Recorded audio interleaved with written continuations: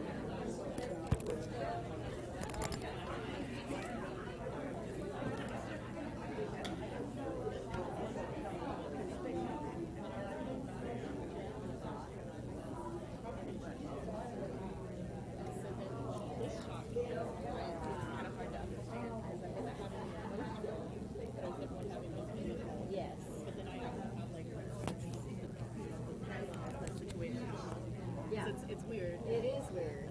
Can you talk to Donna?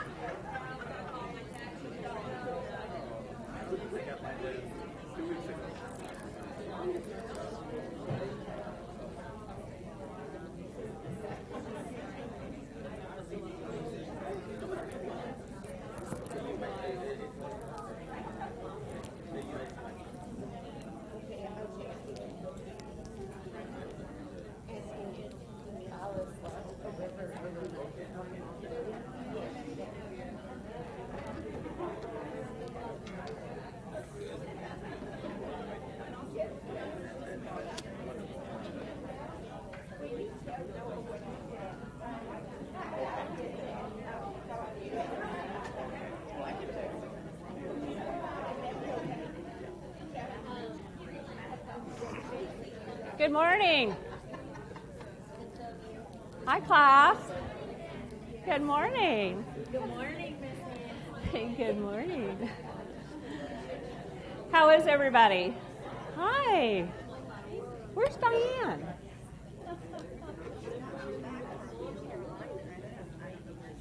Okay, so she's been traveling though. Okay. All right. This is our last week. Can you believe it? I'm just like, where did the time fly by? It's kind of sad, but you know, sometimes it's good to be done and move on and just reflect. And I do want us, after we pray, to have a little time reflecting what we've learned this semester. So, okay, something's different in this room. Did there used to be a whole bunch of stuff over there? Oh. Okay, and it's all gone now? Okay. Oh, I don't know. It just looks, I just went, wow, it looks brighter or something. So anyway, I've asked Brenda to open us in prayer this morning. Do you want to? Okay, stand near me and they'll hear you. Okay. All right. Let's pray. Father God, we just come to you and we thank you. We thank you for being God. And thank you that you have spoken to us. And Father, thank you for giving us your word. Thank you for Nancy and for Jim for helping us just learn that word better. And Lord, I just ask that you would be with Nancy today, and that your Spirit would just speak through her to all of us. Father, we thank you for all these wonderful chapters that we have studied, and we thank you for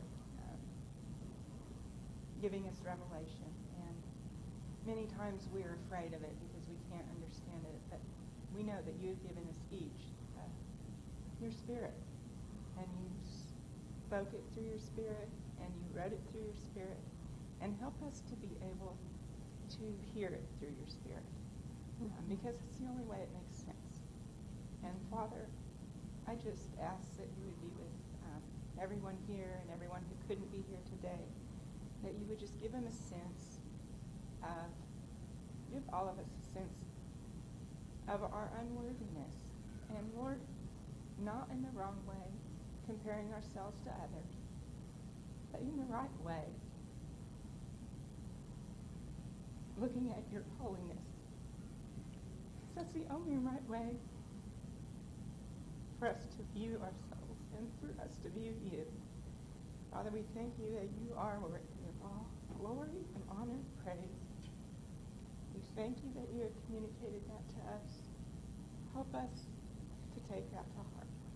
Be with us through this hour as we study your word. In Jesus' name, amen. Amen. Thank you, Brenda. Okay, so you know what I'd like to do for just a few minutes, because this year has been unusual. Those of y'all that haven't participated in these studies with Jim and I, we generally always have a book study or a particular theme.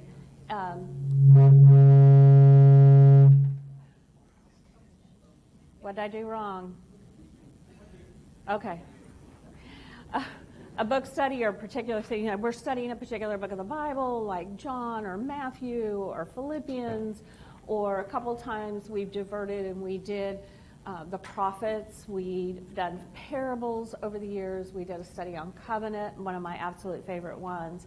But I have to say, last semester and this semester, I think are going down as some of my absolute favorite studies. Who would have thought doing just isolated chapters would be so much fun? And I recall a number of you saying, how's that going to work? And a little skeptical, and I didn't know how it was going to work because we'd never done it before either. But I was in a conversation, was it Sunday night, Phyllis, that we were talking about the different themes from the different semesters. And I said that Jill said this theme from last semester seemed to be God's sovereignty, that he was really in control. And I said this theme this semester seemed to me to be the gospel results in a transformed life. I could see connections every week, the lessons just building on each other, intersecting, intertwined. But I'd like to give you just a couple of minutes to express your thoughts and what this study meant to you this semester, and what are some of the ways God used it in your own life and in your own walk and in developing you, growing you, and sanctifying you as a follower of Christ. Or did you just hate it? That's a wrong answer.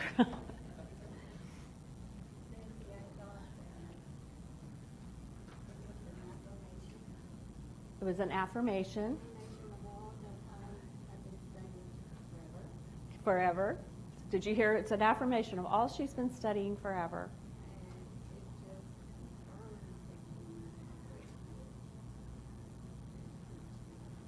Confirms how great he is and how much he loves us. Yes. Okay? Somebody else.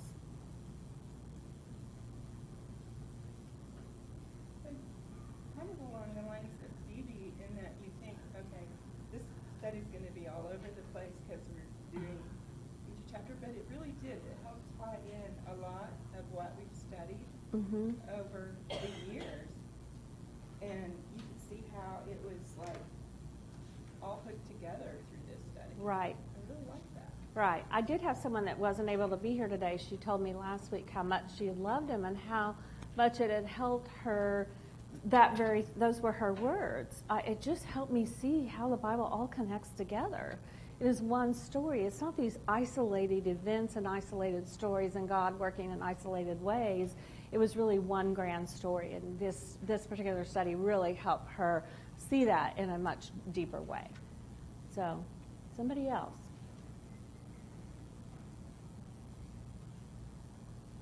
Nobody? Or you're thinking? Yes, Linda. I was just going to say that as a person who's never been able to participate in these, it has been, can't put it in words. You can't put it into words. Has it been like a balm to a thirsty soul? Mm-hmm. We're glad you've been able to retire and come. Mm-hmm. Yeah. Any other thoughts? I've enjoyed every lesson that I've ever studied under you and whoever you're working with and under Jim. But it seems like choosing certain chapters and just concentrating on those chapters for the entire week has a really special meaning for me. Mm-hmm. And you certainly, it's still precept upon precept because you're finding how it fits with the Bible. But just focusing on that chapter is amazing. Yeah. It's been challenging focusing on one chapter because I think it was Scott one week said there's so much here. And when we do just a book study, we can break those chapters down and compartmentalize, sections of scripture better and focus in. And to do a whole chapter sometimes is almost overwhelming. But yet, I don't know about you, but some of those that when I studied them in the past and they were broken down and I thought we had basically two subject matters, as I combined them and looked at them in the chapter as a whole, the author really wasn't switching his subject matter very much. He really wasn't. And doing it this way really helped me to see that. Yeah, Norma? I think what surprised me, a pleasant surprise, was that I have studied y'all in the past, Yeah. but I learned things I didn't know. And Yeah. it's always amusing to me when I think I know, and it's not true. Yeah. So I think that you and Jim did a good job bringing out things that, Mm-hmm. that we didn't know. Mhm. So those are good revelations. I learned things I didn't know, and I've taught some of these books just in the last 8 years. So, yeah, I think that's the beauty and the depth and the fact that the Scripture is such a treasure is that it doesn't matter how many times you approach it. There's always something more there because it's this living, active Word. Yeah. One more? Anybody else? Yeah, Josie.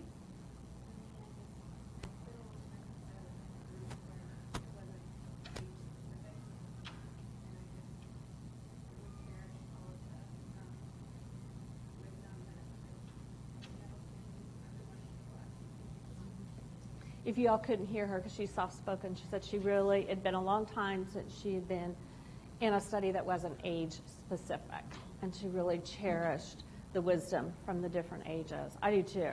That's one of my favorite things about having taught this class so many years is that the variety of the ages.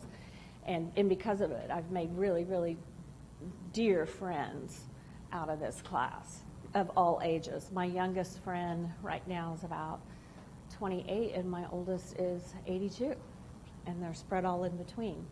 So they bring me great joy. I've met them in here. Met them all in here. Okay. Anybody else? All right. Revelation 4. I don't know why I committed to this. Jim, you have my full permission to speak as much as you want during this hour.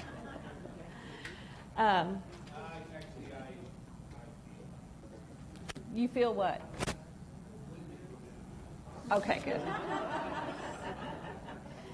Maybe that was more a cry for help. No, no, it's not that. It's I have taught the letters before, chapters 1 through 3. Love that section, but I've never gone beyond it. I know it's Jim's favorite book. It is not my favorite book. It just makes my head hurt. It really, really makes my head hurt. And I've been taught in my earlier years as a young believer some probably very bad theology as far as Revelation is concerned. And so it just messes with my head all the way around. But I also have something just kind of weighing on my heart, and it's interfering with my thinking. I'll just be real honest with you about that. So I'm not as prepared as I would like to be. So you all pray for me, if you would. So let's unpack Revelation 4. Where is John when he writes this? I had you go back and read a little bit in the first few chapters. What I intended for you to do is just not study those chapters, but just get yourself in context, what's going on, and where is John? Why Revelation?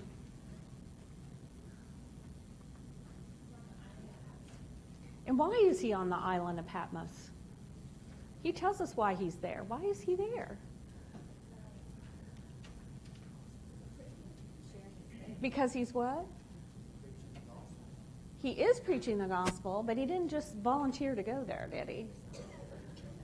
Okay, he is in prison there because of his preaching the gospel and is suffering persecution because of his role as a preacher of the gospel.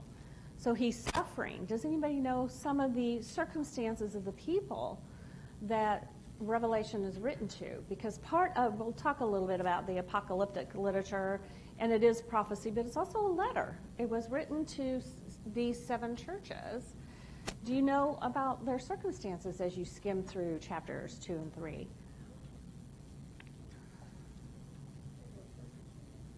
They were persecuted. Yeah, this is a time of intense persecution.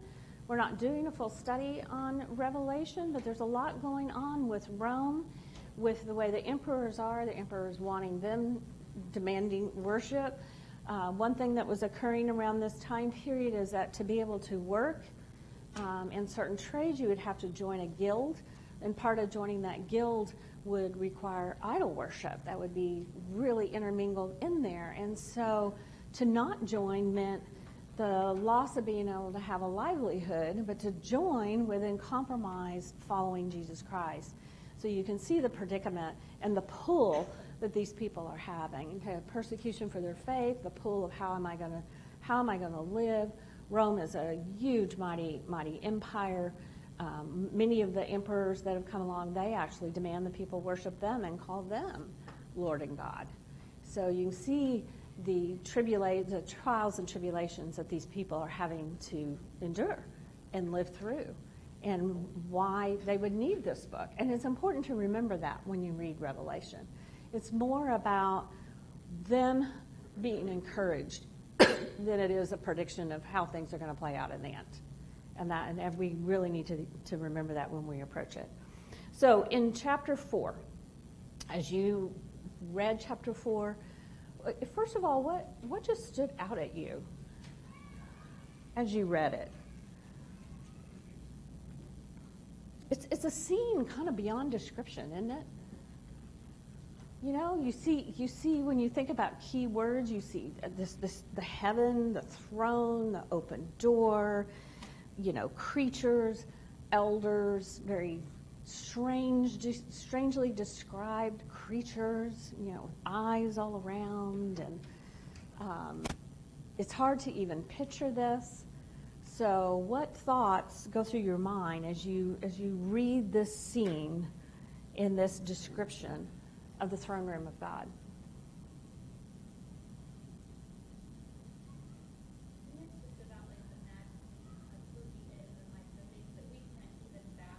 Yeah. So there's no words to describe this. So John just says the absolute best that he can describe what he sees and how in awe that one day we will be in of him. Yeah. What stood out to you though? What of these things that you read about and jotted down, and the events and the features that are happening in this scene? Did anything in particular just jump off the page at you?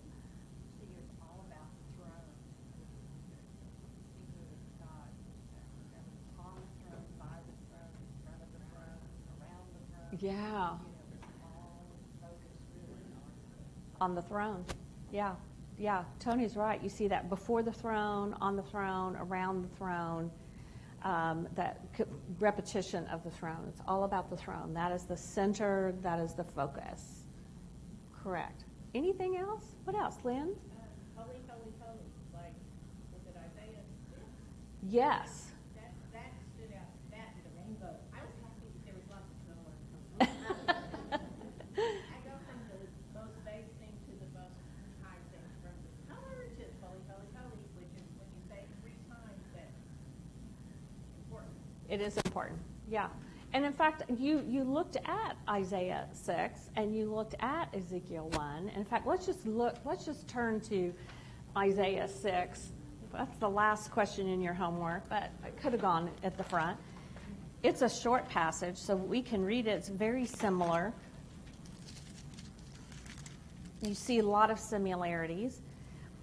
In the year that King Uzziah died, I, speaking of Isaiah, saw the Lord sitting upon a throne, high and lifted up, and the train of his robe filled the temple. Above him stood the seraphim. Each had 6 wings. With 2 he covered his face, and with 2 he covered his feet, and with 2 he flew. And one called to another and said, Holy, holy, holy is the Lord of hosts. The whole earth is full of his glory. And the foundations of the threshold shook at the voice of him who called, and the house was filled with smoke. And I said, Woe is me, for I'm lost, for I'm a man of unclean lips, and I dwell in the midst of a people of unclean lips. For my eyes have seen the King, the Lord of hosts. Then one of the seraphim flew to me, having in his hand a burning coal that he had taken with tongs from the altar. And he touched my mouth and said, Behold, this has touched your lips. Your guilt is taken away. Your sin is atoned for. And then let's go to Ezekiel. We're not going to read all of it because it's long, but just a couple of things to notice in this other similar vision of the throne room of God.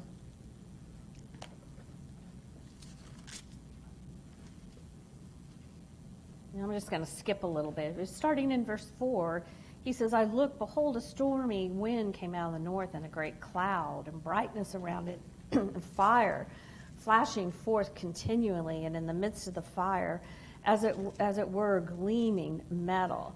And then note what he starts doing. And from the midst of it came the likeness. Notice that word, the likeness of 4 creatures. And this was their appearance. They had human likeness. Notice that word again. But each had 4 faces, and each of them 4 wings. Their legs were straight, and the soles of their feet were like the sole of a calf's foot.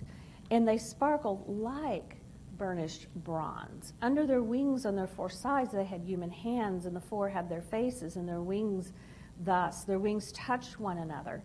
And each one was straightforward without turning as they went. As for the likeness of their faces, if you read through here, he'll just keep saying they're like this. They're like this. They're like this. I think what he saw was just so beyond comprehension and so beyond our humanness that he didn't have accurate words to describe. This is what I saw. This is the best way I can describe what I saw. It was like this, but there's no way I can get the words around what it is that I saw here. So he's doing the best he can as he continues on.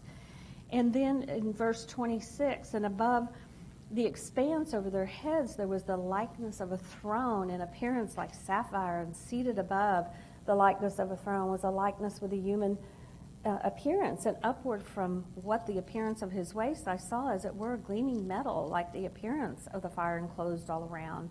And downward from what had appearance of his waist I saw it was the appearance of fire. And there was brightness around him, like the appearance of the bow that is in the clouds on the day of rain. So was the appearance of the brightness all around. Such was the appearance of the likeness of the glory of the Lord. Look what it says.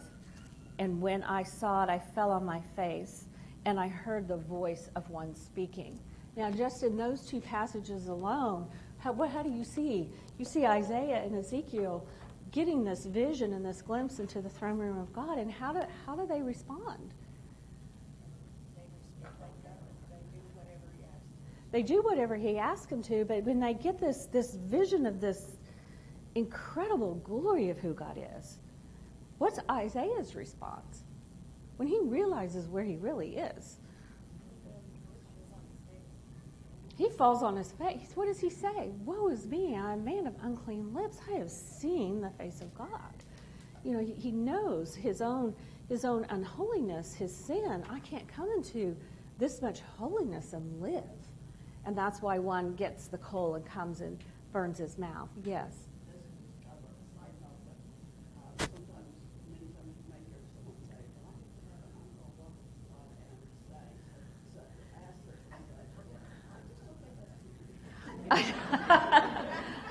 Not according to Revelation 4 and 5 and Isaiah and Ezekiel. I think you're right. I think there's going to be a more of, oh my goodness, a fall at my feet and hope that he doesn't strike me right then. Yeah, because Ezekiel falls down and worships.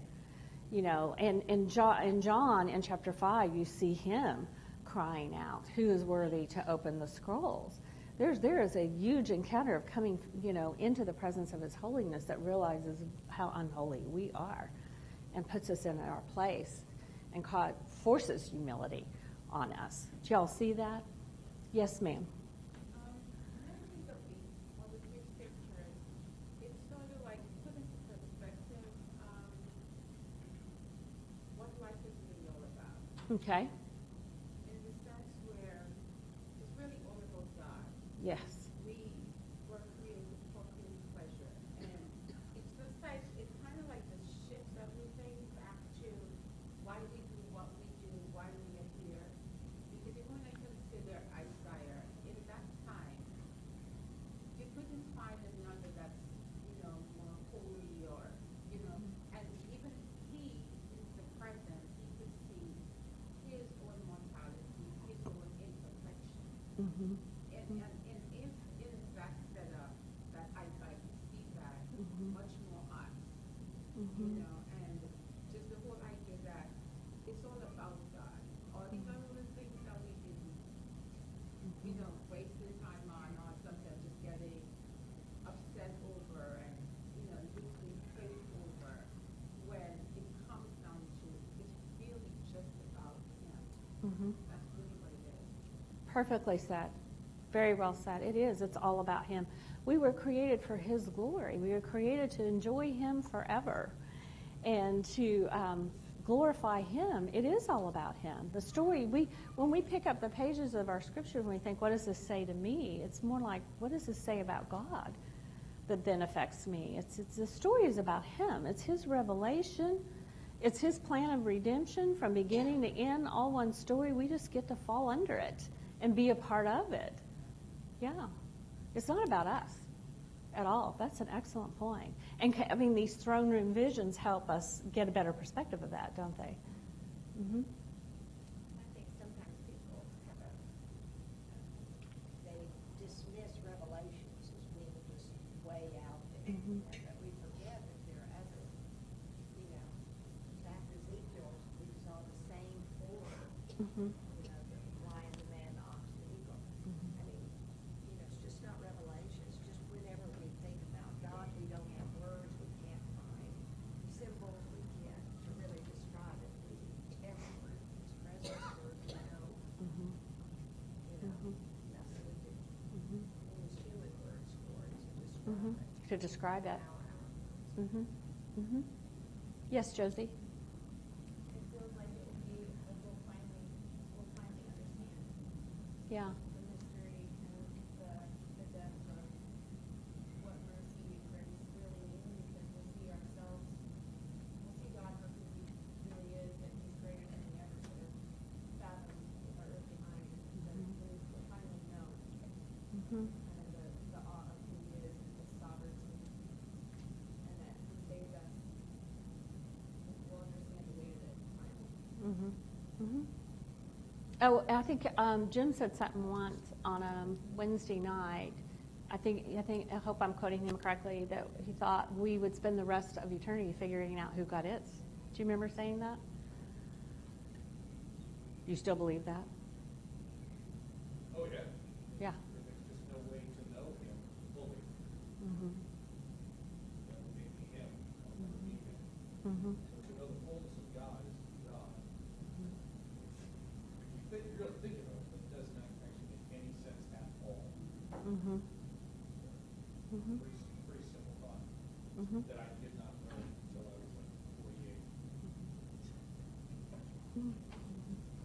Well, let's think about Revelation for a minute. There's one of your questions in there about apocalyptic literature. And, you know, in an ideal world, you'd have had a little handout about that, but we didn't live in an ideal world last week. So, and we're not doing a full study on Revelation, but there, you know, when we say there's all these images and, you know, creatures and elders and a dragon and beast and all these things are going on, that's apocalyptic literature. Did you read anything about that? Because I think there's a reason why some of this is so hard for us to understand.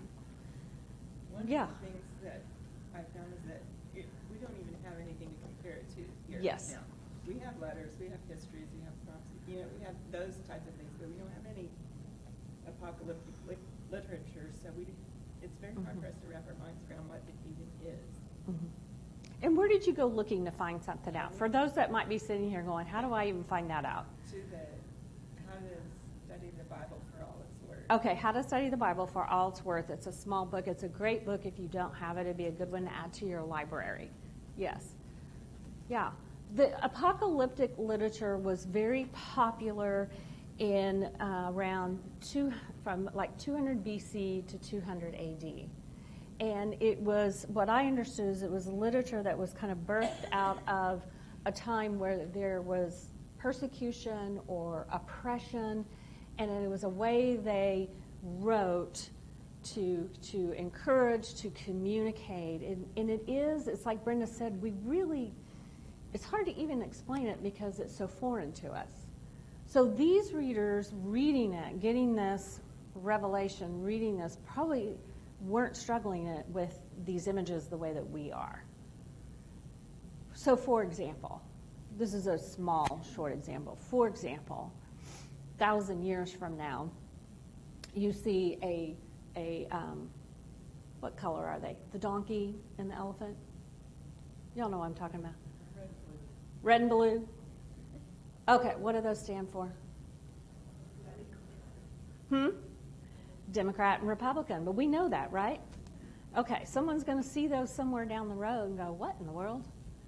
What on earth did that mean? Because it'll be lost in history. That would be a real simple example. These things they have meaning to us in our culture, and these things had meaning to them. When this letter was written, it was meant to encourage John. It was meant to encourage these churches who were suffering in their present circumstances. I don't think they picked it up and read it and had as much difficulty understanding it as we do. Because like Brenda said, we don't have anything to compare it to. If you figure this style of writing went out of fashion around 200 AD, you can see how far the span is between then and now that we've lost any sense of it. And it's not a part of our culture. So therefore, we struggle with it. You know, we've got these figures and images in there that some of them people will debate till Jesus returns again what they mean. And then others that are very clear when he says the 7 lampstands and then defines them, which are the churches, then we know, okay, the 7 lampstands are the churches. He will clearly define them, and other times it's not clearly defined. Even in this chapter, as I read different commentaries, there was disagreement over who the 24 elders were and who the 4 creatures were. And that's when I say it just makes my head hurt and I just walk away. I just want to walk away from it. It's just like, he's coming back. That's all I need to know.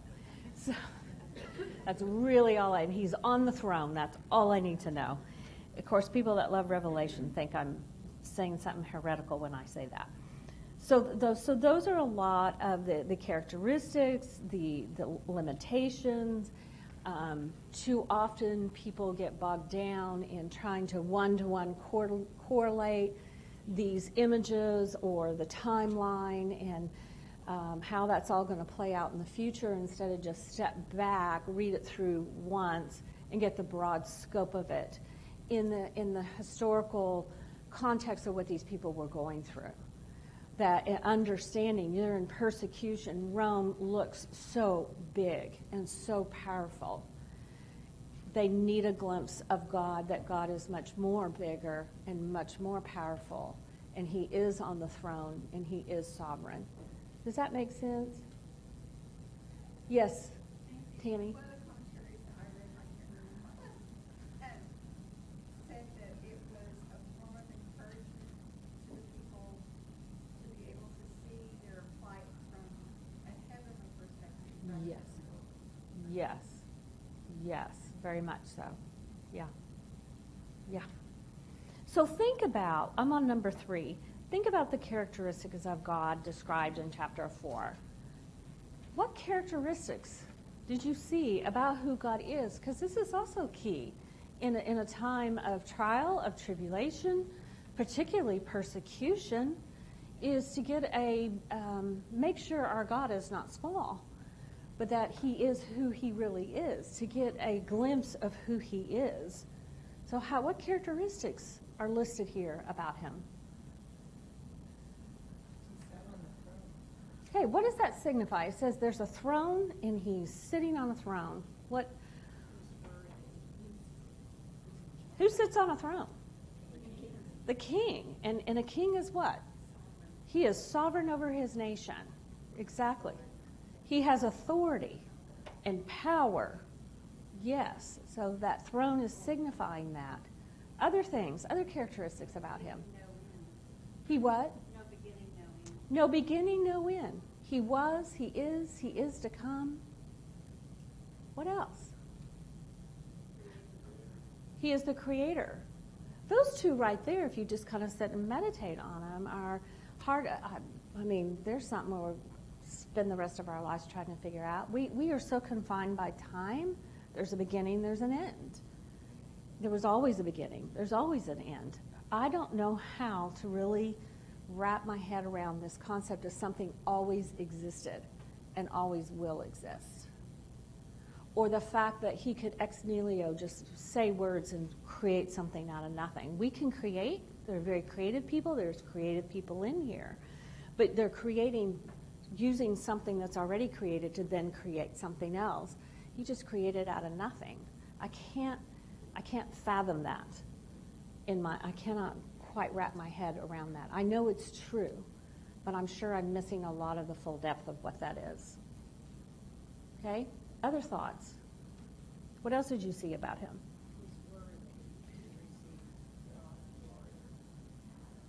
Okay. He is worthy to receive all glory, honor, power. He is worthy for people to fall down and worship him because of who he is as creator, as the eternal one, as the holy God. Yes. Other things? There are other things here? They cast those elders, took their crowns and gave them to him in a form of worship. Yeah. Yeah. Lynn? Pretty and colorful. I mean, I don't think it would have the same look for us as humans. It was a beautiful black and white image and gray bones everywhere. We'd be going, that doesn't sound real heavenly to me. But it's nice to see the appearance that they for those different brains is colorful. Well, but think about it. Expand on that a little bit more. The fact that there is all the color, and that he's described like these jewels, carnelian and jasper and emerald. It's the splendor of God. You're right. Black and white doesn't seem very splendorous, although it can have its own beauty. Go ahead. But it's also splendor in a fearful way. It's not in a warm and fuzzy way. It's Okay. a very lightning, rumbling peals of thunder. It's splendor in the be afraid way. Yeah. Be Exactly. awestruck. Yes. Think back, where in Scripture have we also seen lightning, thunder? Do you remember? Anybody? Well, when Jesus died, but even before that. Back on the mountain. Yeah, when Moses is on the mountain, God even says, don't come near the mountain, and they just had to hear his voice, which was very thunderous. They didn't want to go near the mountain. It scared them to death.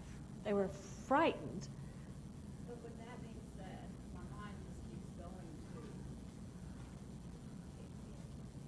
we should not have fear. Those People fear, but others didn't. And I'm thinking, we wear Christ's righteousness, we're going to have a glorified body. I never thought we would be frightened, really. And my vision of this has never been frightening. It has always been, I would love to just bow down and say, holy, holy, holy. I think he's going to be loving. I think it's going to be light. I think it's going to be glorious. How about when we say, I agree with you, but maybe we're defining frightening in the wrong way. Frightening, awe-inspiring, a fear in that it is so beyond us. It is, when we say we fear God, we should fear God, or we work out our salvation with fear and trembling. It isn't that I'm terrified of him and what he might do to me, but I am in so much in awe of who he is and what he has done for me, that with a reverential fear and awe, I worship him. I come before him. I work out my salvation. Is that what you're saying? I got more of a father image. Yes. Father, no, I would never be frightened. I don't know. See, this to me, I don't get fear at all. Okay. I love that scene. Mhm. So it seems like to me it's beautiful. Mhm. And we are home. Yeah. This is home. And we have this body that we won't feel pressure because we're going to have. So I know you've taken this to be fearful. Really, it's More fearful is in the awe-inspiring. Would you agree with that? yeah. Okay. Awe-inspiring. Okay. All right. Other thoughts?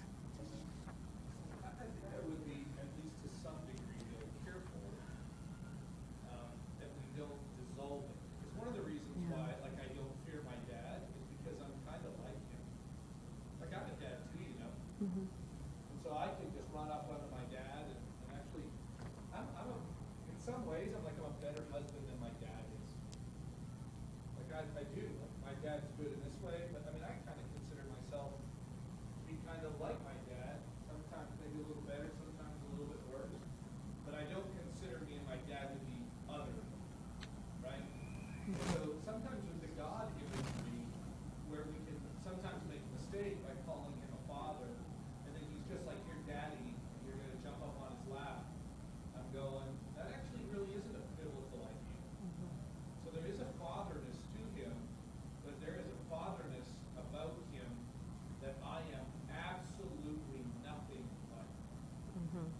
And that's kind of what you're trying to get at, Nancy, which is the reverential, the awe-inspiring aspect. So it's interesting how in my but I really shouldn't, because there has to be a fear of it.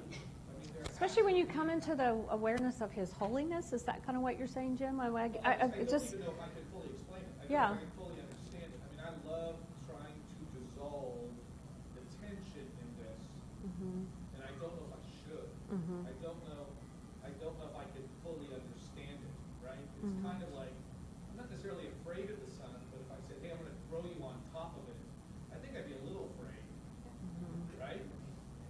I'd be a little afraid. So I said, no, you won't be harmed. Okay, I don't even understand what you're talking about. How are you throwing me on top of the sun? I'll ask you, Andy. How am I not going to just die? Like, I don't get that. And so there is this magnificence, this reverence, this, like, Frank Johnson is like a really poor comparison to Almighty God. So all of our metaphors kind of fail. He's a mountain. So and then when we say, oh, this will like going to the Rocky Mountains, okay, a different kind of mountain, right? I like what you said. All of our metaphors fail. That's the tension. So I don't disagree. I'm not saying, oh, you need to be just terrified and hate it. It's like, no, you need to be terrified and like it. And so and so again, when we use the metaphors, when I hear people talk about it, or when I even think about it, it's going to be like my dad. I don't disagree-ish, but it's very different than me going and talking to my dad. There's a great, and I would even argue there's a greater degree of love and acceptance with God than even with my father. But there's something like God-like with him, right? Nobody just kind of walks in and runs up. No. And I think that's what we see with Isaiah when he says, woe is me, a man of unclean lips. He thinks I'm going to die. And Ezekiel falls down, and these elders are falling down and worshiping him. And the creatures, day and night, unceasingly, there's something, like you said, that no metaphor can communicate of his glory, his majesty, his holiness when I encounter him. But yet he does invite me in.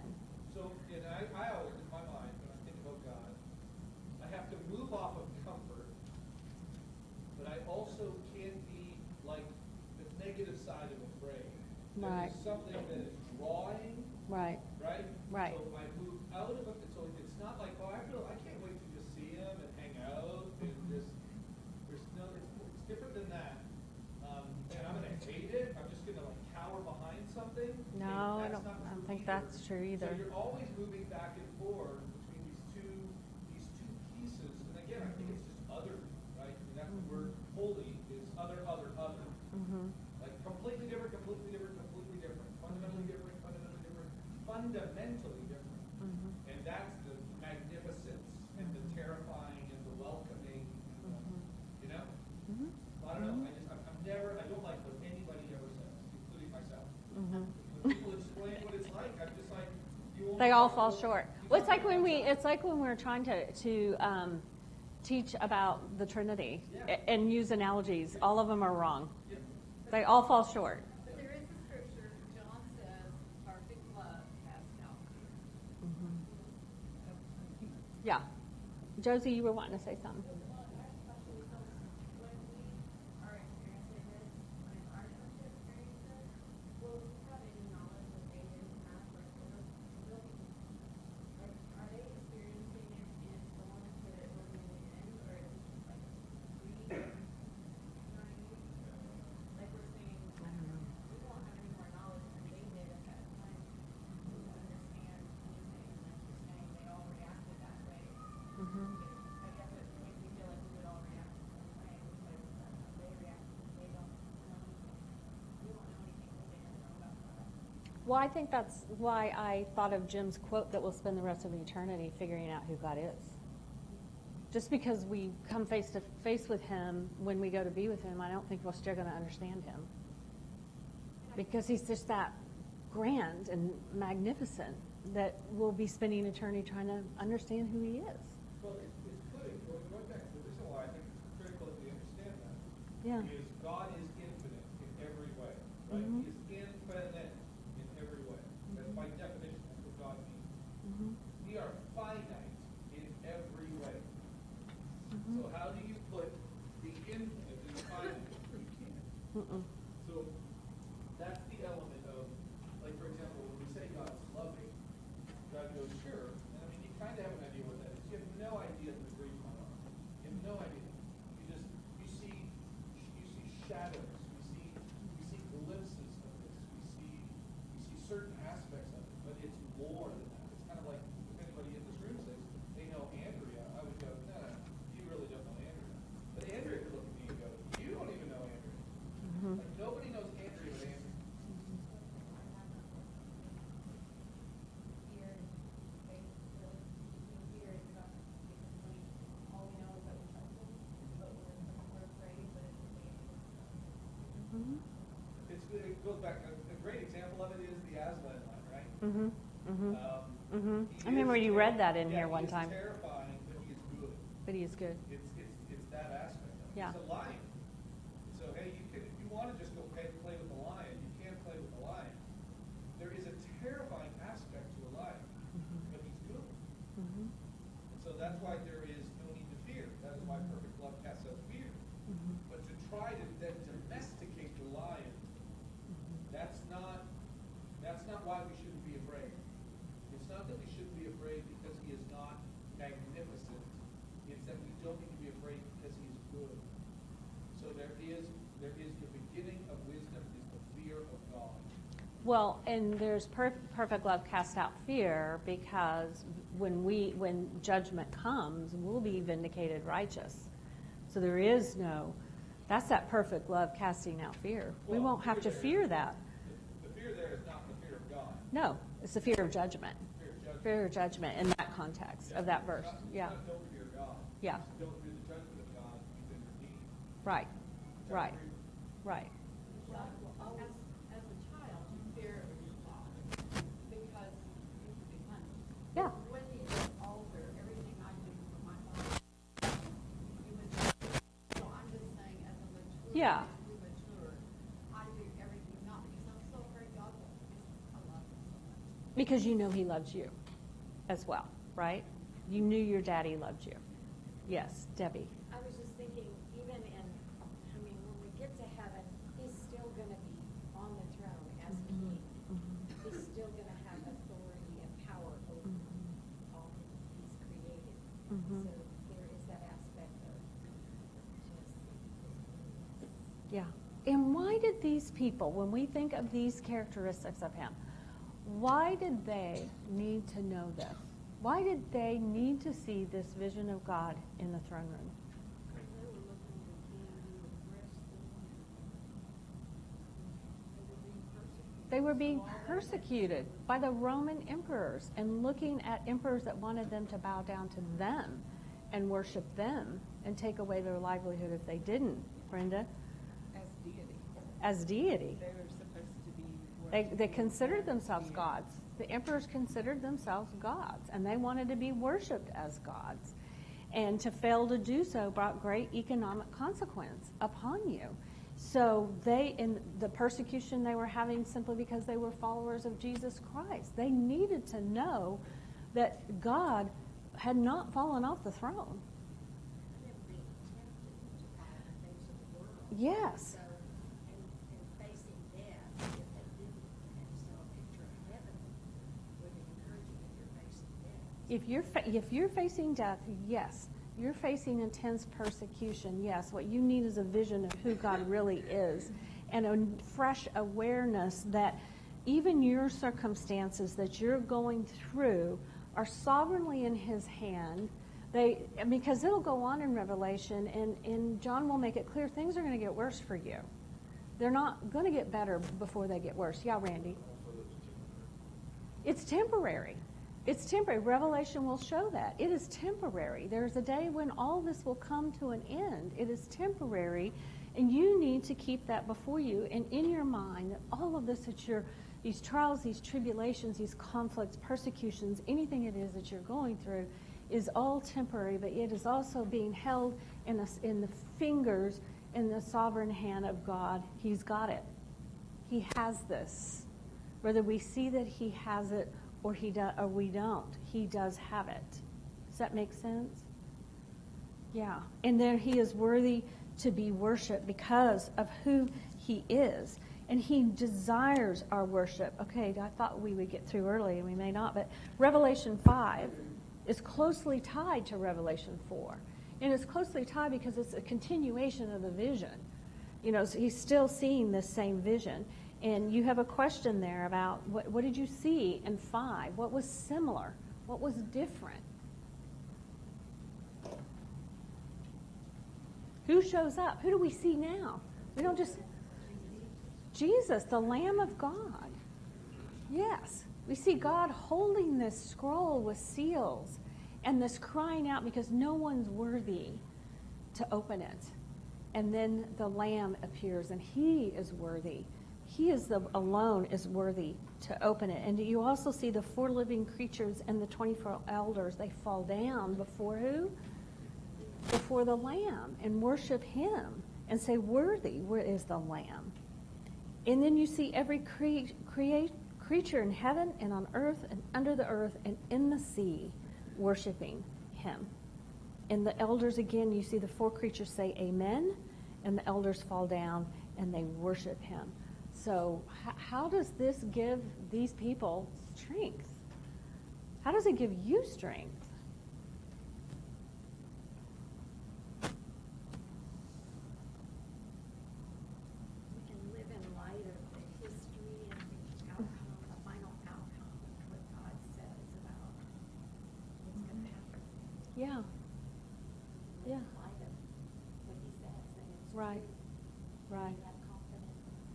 Yeah. I think we just have pure... Go ahead, Lynn. Truth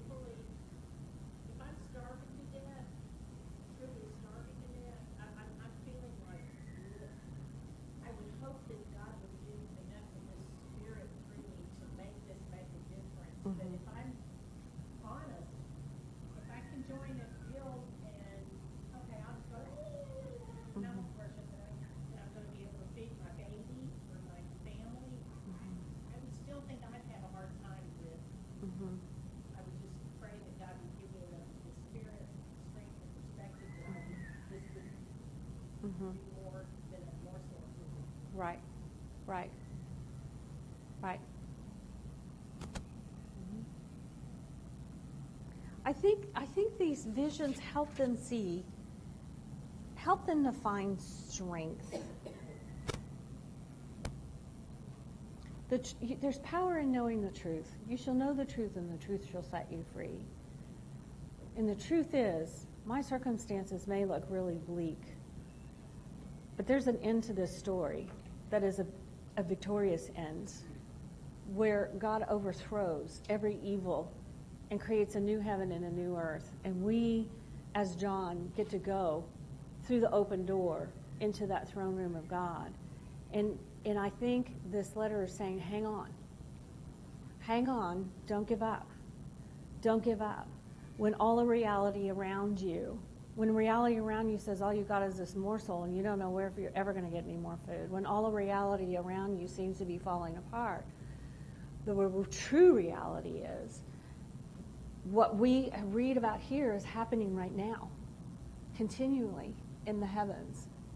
When you get into chapter 5, you see the voices of the angels.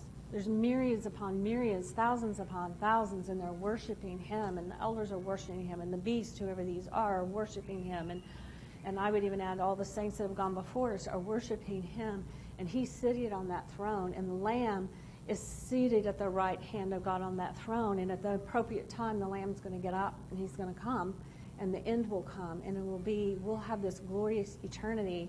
And like Randy said, this is just all temporal. It really is what Corinthians says, momentary light affliction, even though when we're going through it, it seems like it's an eternity. And it seems so hard and so unfair. But God says, no, I got it. I got it, and I'm working it out, whether you can see it or not, completely within the design of my sovereign plans, no matter who's trying to mess it up. They can't. Does that make sense? Okay.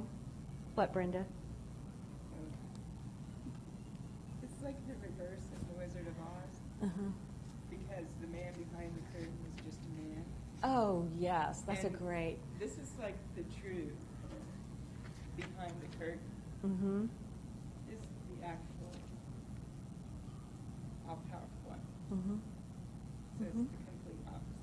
Mm-hmm. Mm-hmm. Yes. And complete opposite. Yes, Jessica? This was feedback then, kind of, as I was going through this and trying to pick, what would I do? I'm sure some of the thoughts were, is it worth it? Yeah. But to see this is totally worth it. Yeah. Like to see the end and to see where you will be and to see that it makes you say, It really is worth it. Yeah, but I understand sometimes having that thought of, is it really worth it? Yeah. And then, we don't have time to go over it, but you just see such this contrast of, the worship of God in his worthiness, that he deserves all glory and honor and power because he is holy, with the beasts, the two beasts in Revelation 13. And yet they blaspheme God. They persecute people. They make the earth and the inhabitants worship them, even though they can perform great signs. They're really in no comparison to what God has done. And we know the rest of the story, that they will be destroyed. And God will create a new heaven and a new earth. And I don't want to miss this question, because I know I already had a couple of people ask, and say, the last one that Jim put in here, about the sea of glass before the throne, and the sea is no longer there. And what might that mean? Did you all find any answers to that? What'd you find? There's no more division? Okay. There's no more division once we Okay. Nothing separating us? Okay. It was the source of earthly rebellion. It was a source of earthly rebellion. And it's in chapter 13, the beast rises up out of the sea. So, there were different theories, but it seemed to be the predominant one was all source of evil is gone. There is no more evil in the new heavens and the new earth. And that's a source of comfort and encouragement to us. Let me leave you with one thought on this whole idea of worship, because that's the main theme about this chapter is worship and worship of God. And Augustine said, he made the comment that God thirsts to be thirsted after. His love makes him vulnerable to those he loves, if we dare use such language to describe his desire for intimacy with us. He doesn't need us, but he desires us. As Richard Foster points out, our God is not made of stone. His heart is the most sensitive and tender of all. No act goes unnoticed, no matter how insignificant or small. A cold cup of water is enough to secure his attention, like a mother delighted to receive her child's offering of dandelions. Jesus was moved by the one cleansed leper who returned to give thanks, and sad about the 9 who did not. Jesus was touched by the woman who anointed his feet. God delights in our affection for him and in our pausing to allow him to lavish his affection on us by his Spirit. And I think that really sums this up. What do we see here? We see people worshiping him and him delighting in it because he loves us so much. That's what I got out of this particular chapter. So we're out of time. We're going to take a break. Thank you. This has been a fun semester. I'm sad that it's ending, but it is ending. And I don't know what we're going to do in the fall. I sent out in the email, if you have suggestions, let us know. Feedback. I really hadn't thought that far. Just kind of getting through today. But if there's something that sounds interesting to you, let Jim or I know. We'll definitely consider it. Okay?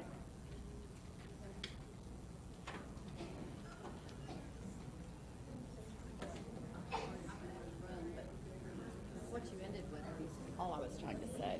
Oh, right. That was the perfect illustration of this intimacy he wants with us. Yeah. That's all I was trying to say. Sometimes I think when I speak, I'm not. Huh?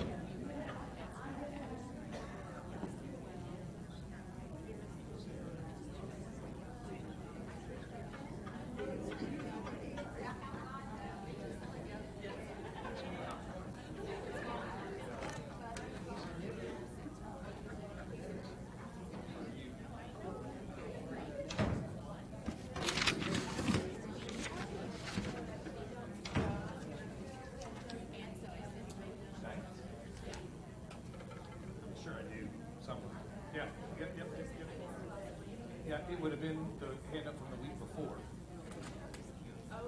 So I finished it up. Is that right? Yeah.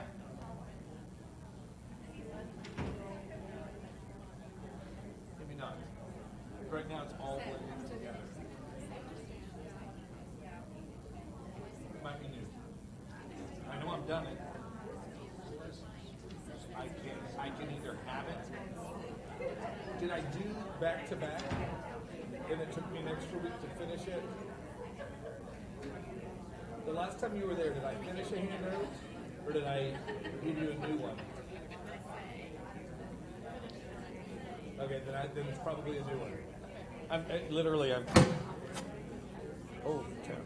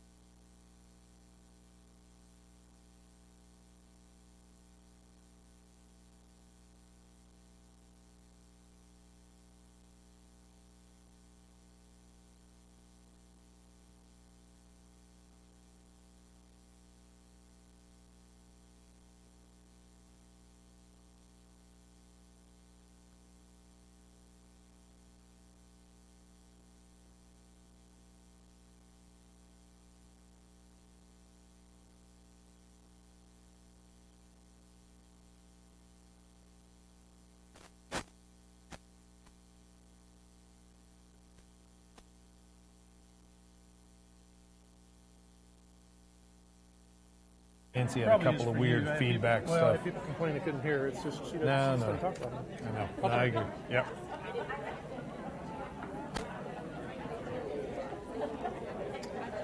I just put it out there.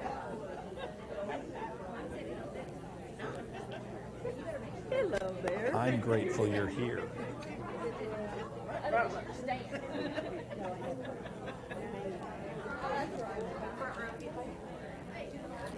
Okay, let's begin our final time together.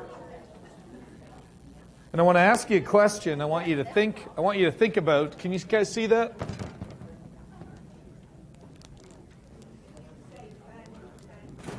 Say it again. Final time this spring, not final time. Final time this spring. That's true. That's true, Miss Genevieve.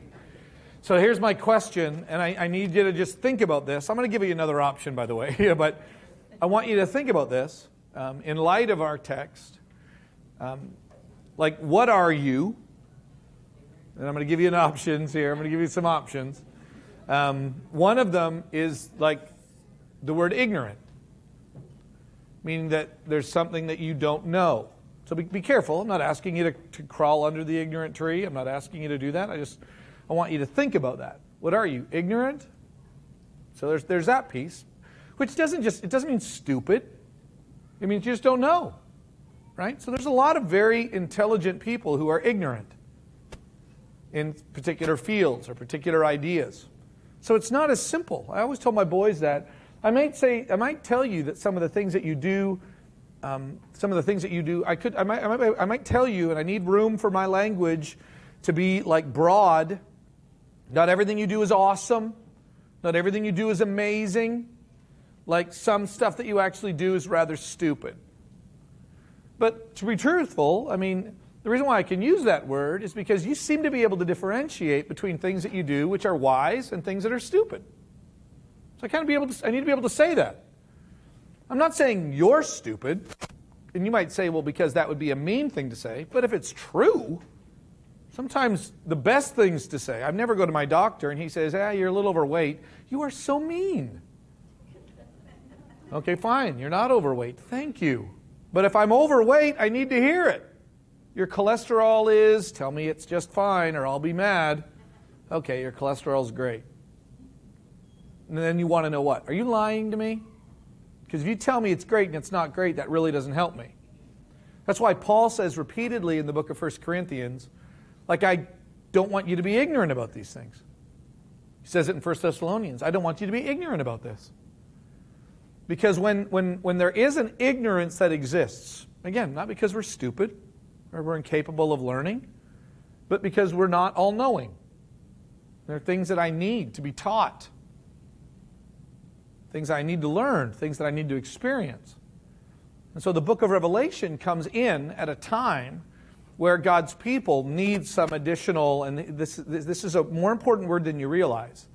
What the people of God need is a revelation. I need a revelation. Because the word revelation is, sometimes we get all freaked out by it. This is what I don't understand. I don't understand what you're freaking out about. Like, why wouldn't we want a revelation? Because to reveal something, is to what? To make it known. Because why? Because without that revelation, I'd be ignorant. I'd be unknowing. I'd be untaught. Right? So it needs to be revealed. It needs to be...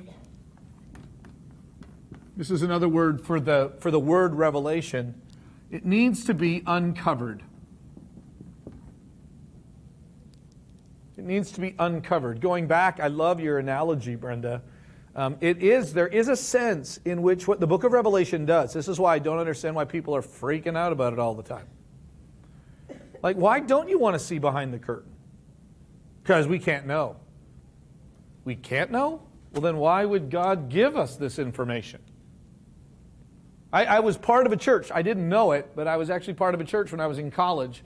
And the elders, I guess, I don't think it was ever a written rule, but they kind of had yesteryear, before I was ever there, they had a rule that one of the books that would never really be taught in the church is the book of Revelation because they were afraid of dealing with it. And it was funny because I didn't find that out until I left. I went to grad school. I studied that book quite a bit, actually. And so I spent a lot of time in my degree in the New Testament studies on studying eschatology and end time stuff, and particularly the book of Revelation. So I fell in love with it. I come back. I was teaching it at the college, and the church said, man, you need to come out and teach this because, man, we used to always have a rule that we weren't allowed to learn it, because they had this, well, we just know God wins in the end, and that's good enough for me. Well, it's not good enough for me. It just isn't. That's really not good enough for me. And so God gave us this incredible book, and it's called a revelation. It is called a revealing. It is called an uncovering. It is a unhiding, something that which was hidden. I'm gonna kind of pull that back. Do you want to see what's behind curtain number 1? Because it's like an eternal curtain. Now, here's what's interesting. There are some things that we're not ignorant about. You know what we're not ignorant about? We're not ignorant about ourselves for the most part. Now, again, I'll challenge this in a moment. But if I were to ask you, hey, how are you doing? How you doing today? How you doing, Deb? Deb wouldn't look at me and go, I have no idea. I don't know if I'm happy or sad. I don't know if I don't know. If I were to say, Deb, how are you doing? She would, if she was having a really, really, really bad day, she'd be able to tell me. What, right? I mean, you pretty much know how you're doing, right? Like there is a sense in which, and again, a sense in which we kind of know how we're doing. How you doing? Pretty good. I've actually paused more now than I ever have before. People ask me, hey, how are you doing? And I usually do this now. I think I'm doing pretty good. And they go, oh, I had to think about it, right? I'm like, yeah, I had to think about it. Because there's a lot going on in my life. Like, my daughter-in-law has been having, everything's fine, but was having some typical, I think, for some women, some just, I don't know what word to use. The word complication sounds like too much, but it wasn't, there were things that we were praying about. Let's just put it that way. And right while I'm sitting back there, my wife texts me, hey, had our first, like the major ultrasound, you know. Heidi May is growing perfectly. Okay? And honestly, right now, I'm doing pretty stinking good.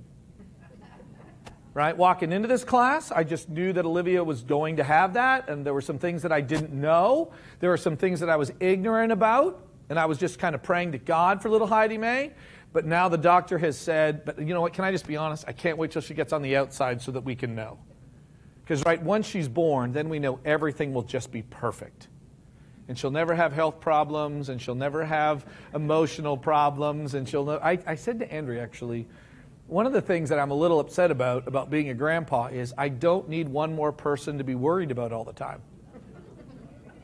And then she'll marry somebody, and I'll have to worry about the two of them, and then they'll want a baby, and I'll have to worry about the 5 of them, and it just keeps multiplying, right? And so here, this is the one thing I want you to realize. So going back, and I ask you how you're doing, you pretty much know how you're doing. How you doing? How you doing financially? Pretty good. Not so good. Like, it doesn't take you long.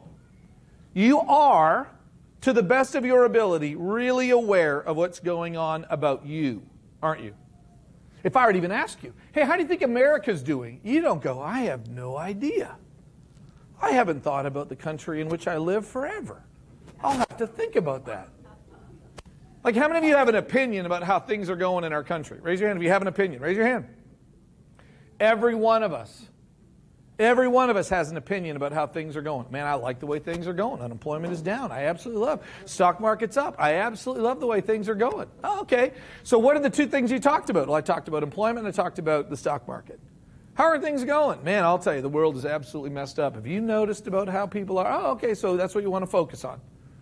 And you are really aware of some things, aren't you? And so one of the things that I think are it's very interesting is that in the context of our possible ignorance about how things are doing, I guess what John says to us and what God says to John that we then need to hear is this, is that you may not know how you're doing. Like, you might not know. You guys know people that everything is going fine, but what they don't know is, I walk into those situations a lot. Someone calls me up, hey, I need to tell you what's going on. And then they tell me this incredibly difficult story. And I'm like, wow, do we need to call her now and tell her about this?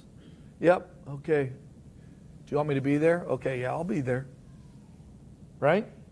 So some of the reasons why you and I are doing really, really well is there's just stuff. Here's what's interesting. There's stuff we don't know. That's why I'm doing well, because there's stuff I don't know. And what happens is the book of Revelation slams together that which you know or assume to know and that which you do not know. And the only way that we can actually know the whole second part of that is through revelation, which is by God. Some parts that you need to look at. Look at Revelation chapter 1. And notice how the revelation comes about.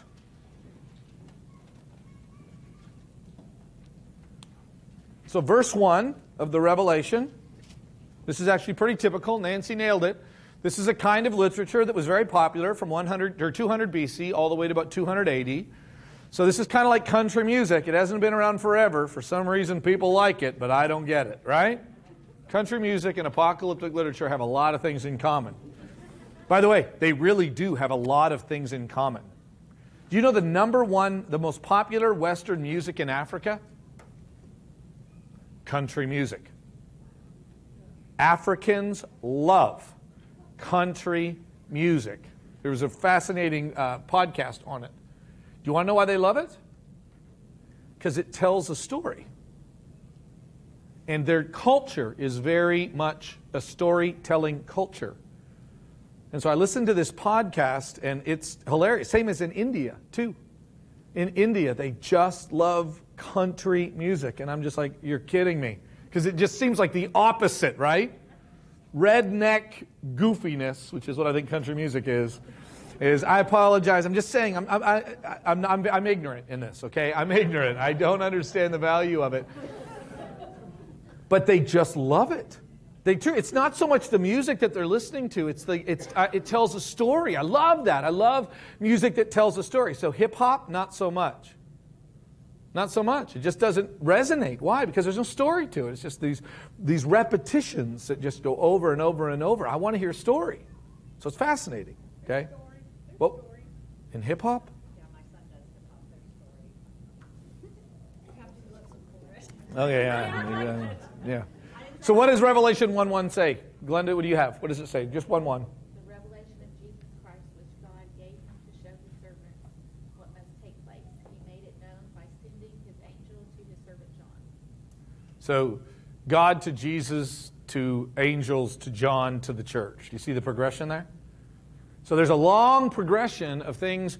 Because why? Because I need you to know this. Like you don't know this. Like truly, if I can sit down, I can say, hey, number one, Courtney, how you doing? And she can tell me. And then I say, hey, can I tell you how I think you're doing? Because I was just talking to your husband, and I need to add some information to that. Right? Do you see how that's kind of how, and that's the book of Revelation. How you guys doing? We're good. We're really good, actually. Okay, I have some news for you. You're not good. You ever gone to the doctor and thought you were good? And he said, actually, you're not as good as you thought you were. Right? But you're not stupid. You just didn't know. You are ignorant. So then what happens here is that then God comes in, He uncovers, He unhides, He reveals, and this is what's fascinating, okay? The revelation from Jesus, weirdly enough, doesn't actually begin with a revelation about you. See, this is what's really, really interesting about the Bible. The Bible doesn't begin with, hey, how are you doing? How are you doing, Tammy? How you doing?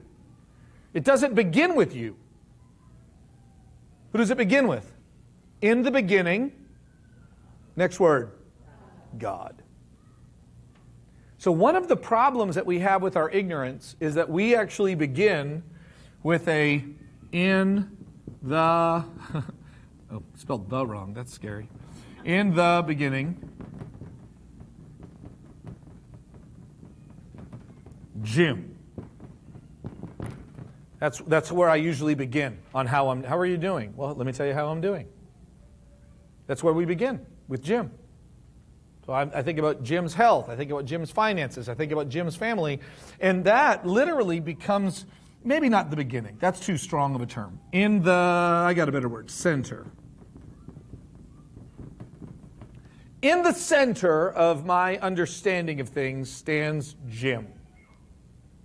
So how are you doing? I'm doing actually pretty well. Why? Because Jim's doing well. That's why I'm doing well. I'm doing well because Jim's doing well. And what happens is that the book of Revelation says this whole concept is actually just, it's not, this is so important. This is not like bad, although it is. This is just wrong. It's just not true. It's not true. So when you go back and you take a look at how the book of Revelation begins, it is a revelation, an uncovering, which is why Why wouldn't you want information? Why wouldn't you want a revelation from God? I don't understand why people run from this book. Don't you want to know about God? Why would God give us a book that we can't understand? Does anybody know why? This is the only book, I think that's a little bit of an exaggeration, but it is a book that begins and ends with a blessing for those who understand and those who obey. That's what this book is given.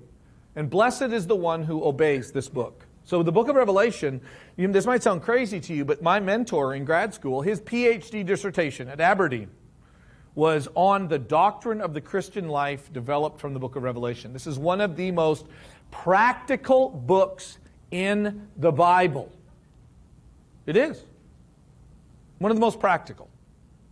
So, it begins by going, I need to change your center.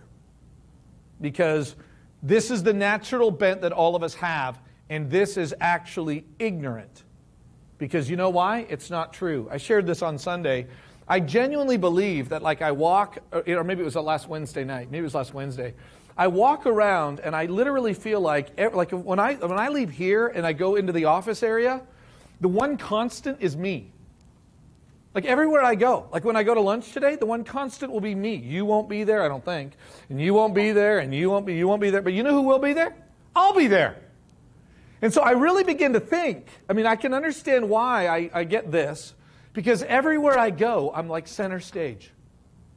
Everywhere I go. When I go home, I'm there. I don't know what my wife is doing now. She says she's going to work. I don't know. But when I take my center stage and I go to where she is, there she is. But by the way, I'm the one. Have you ever noticed that? Just take a look around you. Who's at the middle? Who's at the middle of everything? Of your life? Everything. Who? You. Always. You're never on the outside of your life. You're always at the center. And that deceives us. And John says, interestingly enough, your problem isn't that you're persecuted. That's not your problem, actually. Your problem isn't that, because the two ideas that come from the book of Revelation, one of them is the persecution aspect. I believe that is over-exaggerated. Okay? I do. I believe that when we think of the book of Revelation, we think of persecution. That's the number one thing we think about. Guess how many martyrs are mentioned by name in the book of Revelation? Well, technically two. One of them is Jesus, though. The only other one is actually Antipas. So of all the people that we think about dying, left, right, and center, there's only one that's actually mentioned by name. Now hear me, I'm not saying that persecution is not a part of it, but persecution is not the number one issue in the book of Revelation. Persecution is part of it. Can I tell you the bigger issue? Seduction. It's the seduction in the book of Revelation that I think concerns John the most. The greatest problem with the church in Asia Minor was not that they would be persecuted, but they would be so deceived into believing that Rome really does rule the day that they would give up on that which matters most. And persecution is a part of the seductive element of the church in Rome. The church in Asia Minor. The church in the Roman Empire. I don't know if you think about this. I think about some pretty crazy thoughts in my head. Okay, I like going to pretty weird places to kind of test my faith. If I were to say to you, I don't know, how many of you have thought about how the world is changing? Anybody else think about that? I think about it all the time. I think about how the world is changing. I watched a video a couple of years ago, and it was just describing the advance of Islam, particularly in Europe. And it was just describing that by the year 2030, Islam will be the number one group of people in Germany and in England and in France. And it just describes. How many of you, when you hear that, you're just like, that is crazy? Anybody else? Is anybody else that just kind of scares you? Anybody else? Okay, kind of freaks me out a little bit. Okay. By the way, the Muslims I've always met, I've liked. I've never had a hatred towards them. It just kind of scares me. Can I tell you what scares me the most about that? It just gives me the illusion that we're losing. Does anybody else know what I'm talking about? I'm actually just, The fact that that happened, what if I were to say to you, hey, I just need you to know that within the next 100 years, the number of Christians is going to dwindle worldwide. I'm going to give you the exact number. Okay, let's say I had the exact number. The exact number of Christians worldwide will be about 58,000, and the number of Muslims will be around 5 billion. How many of you that just makes you unsettled? Why? No, I want to know why. Like, why does that bother you? Why does that unsettle you? How many of you go, that unsettles me because that makes me wonder if I picked the wrong team?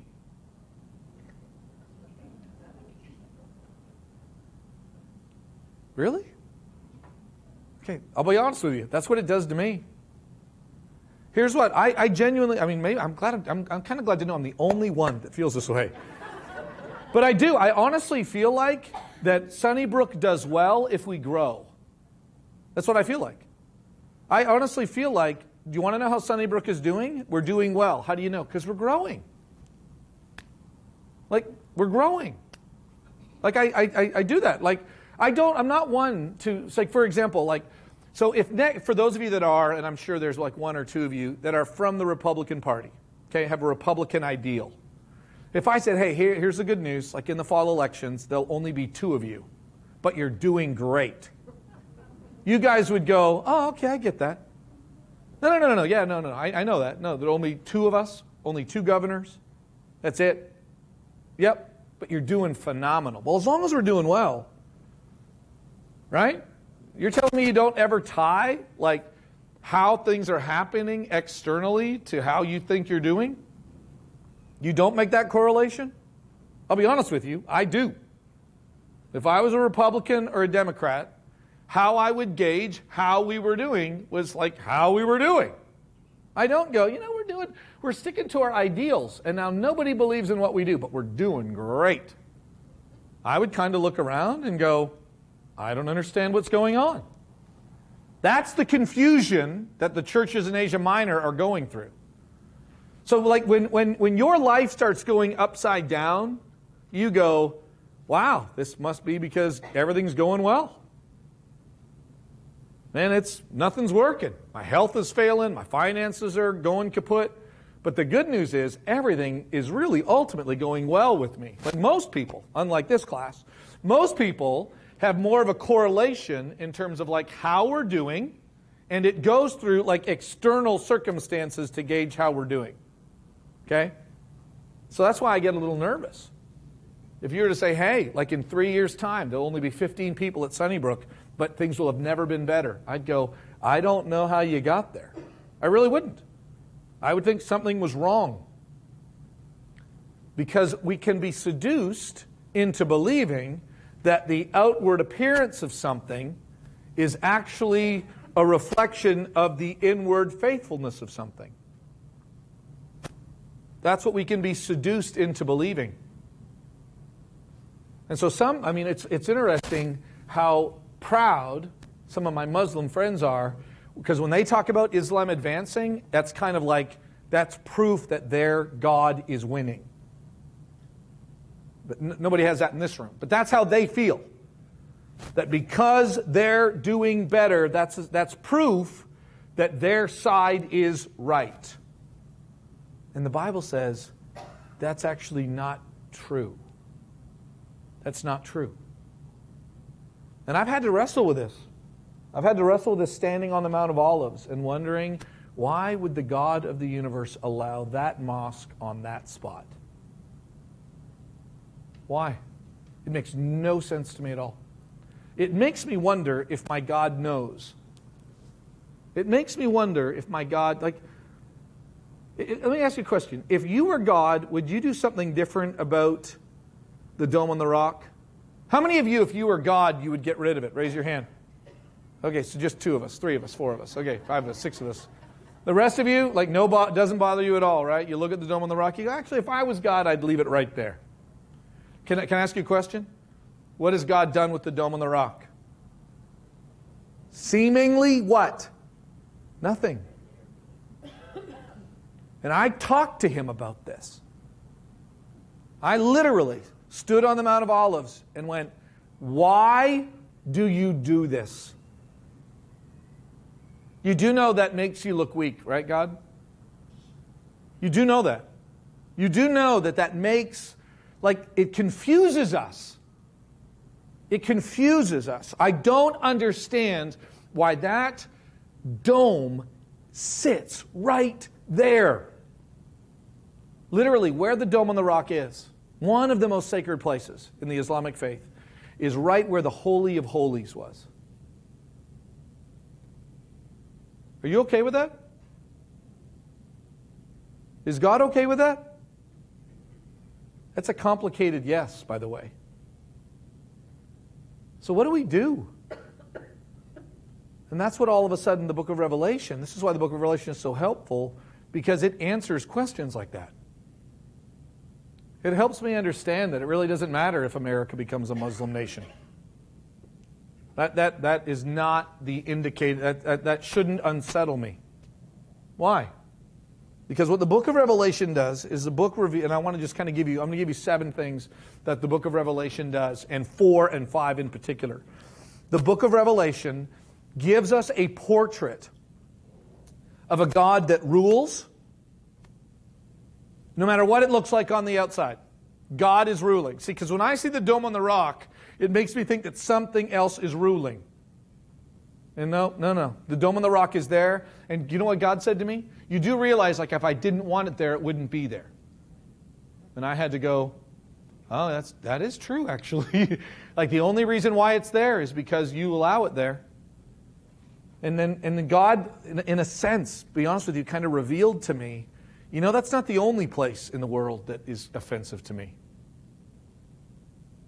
Like, there's lots of places in the world that are really offensive to me. Wow, that is true. Like, there's lots of places. Why do you allow this? And then God took me in my mind, like, through history.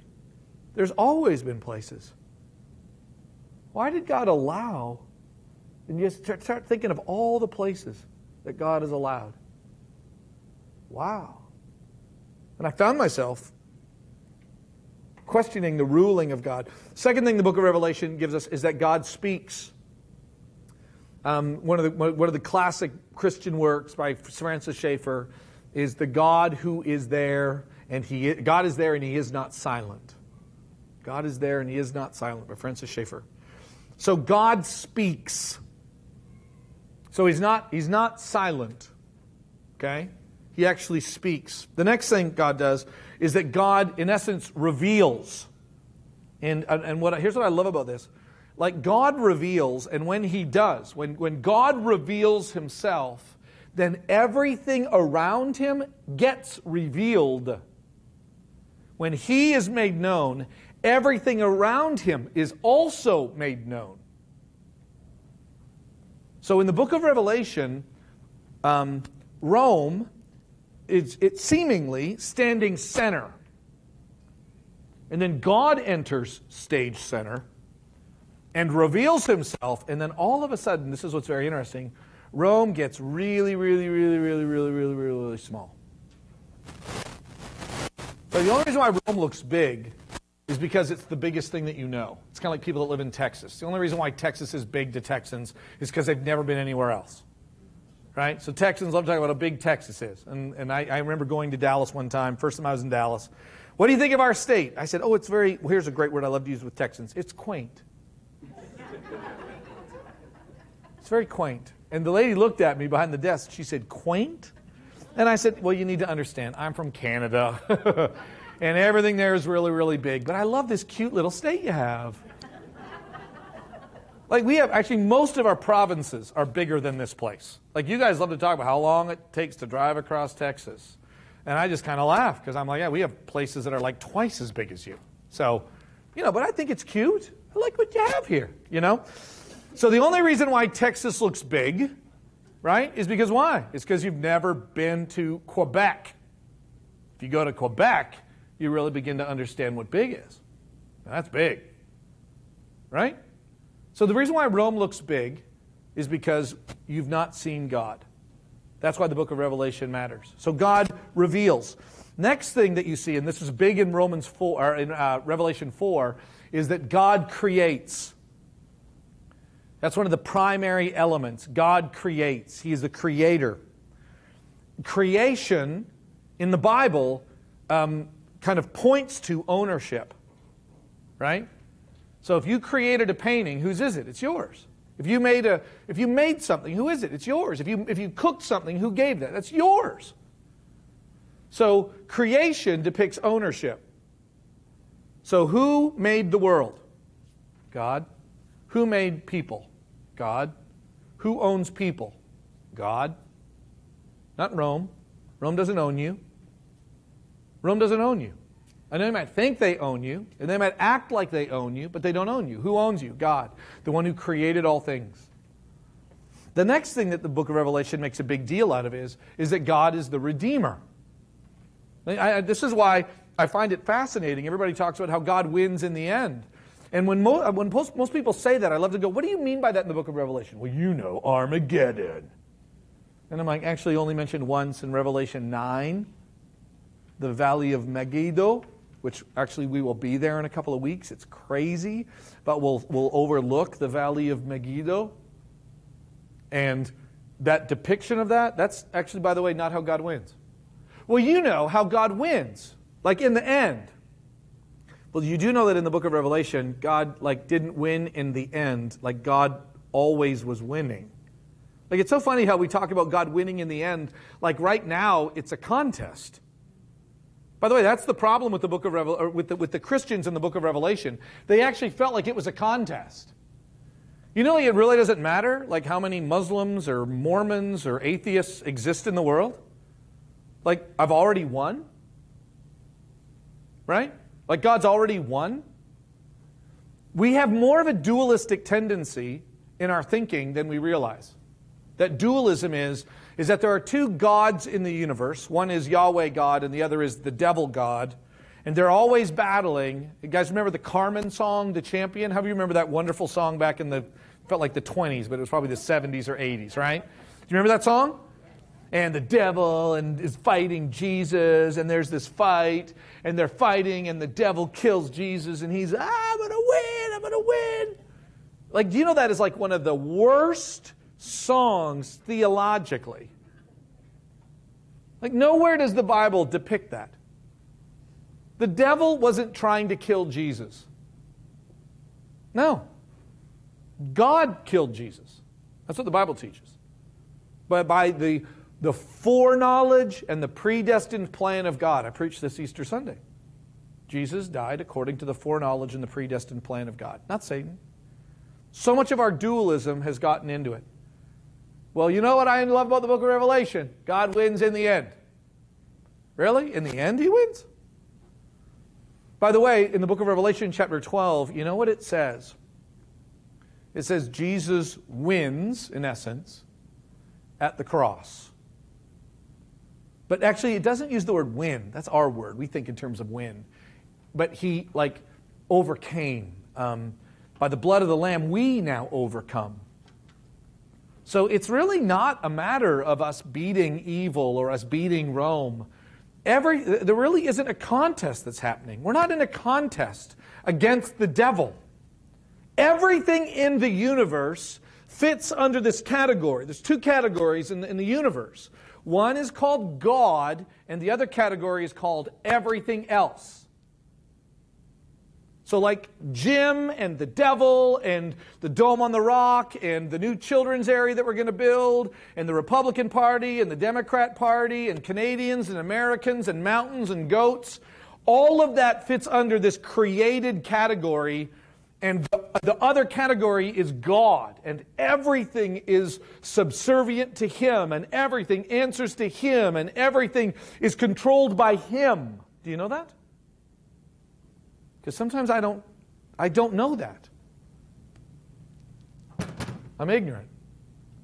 And the book of Revelation says, not I want to show you that God is going to win in the end, but in Revelation chapter 4, It's not like, if you notice, Revelation 4 is not a pep rally to get ready for the end.